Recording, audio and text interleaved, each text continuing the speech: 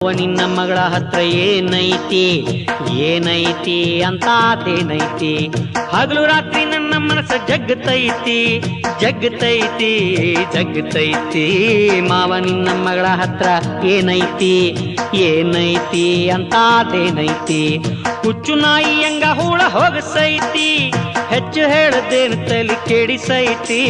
ಮಾವ ನಿನ್ನ ಮಗಳ ಹತ್ರ ಏನೈತಿ ಏನೈತಿ ಅಂತಾತೇನೈತಿ